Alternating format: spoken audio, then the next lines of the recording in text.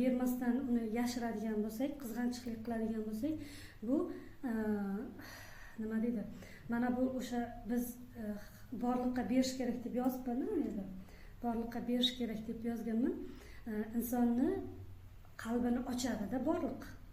Nima deydi? Berish insonni juda ham qalbini ochadigan eng jihatlardan biri borliqqa berish kerak.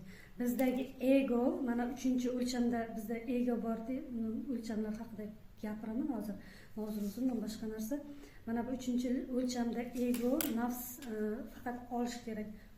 Butun bizni diqqatimiz faqat olishga qaratilib qolsa, borliqqa berish haqida o'ylamasak, ehson qilish haqida o'ylamasak, mana bu kirlanishni boshlaydi.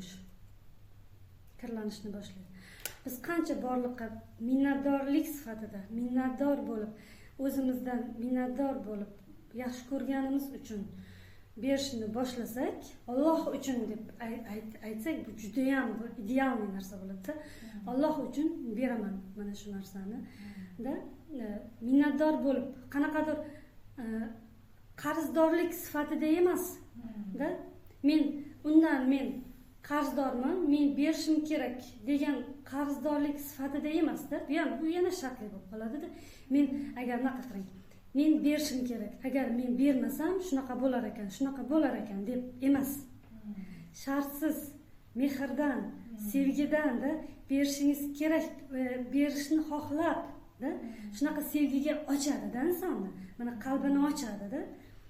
O'shanaqa qilib beradigan bo'lsak, bu shartsiz. Siz ham qarzdorligingiz uchun bermayapsiz, siz ham qarz emassiz. U siz bergan inson ham qarz emas. U qaytarib bersa, bermasa, siz minnatdorsiz undan. Minnatdorchilik sifatida.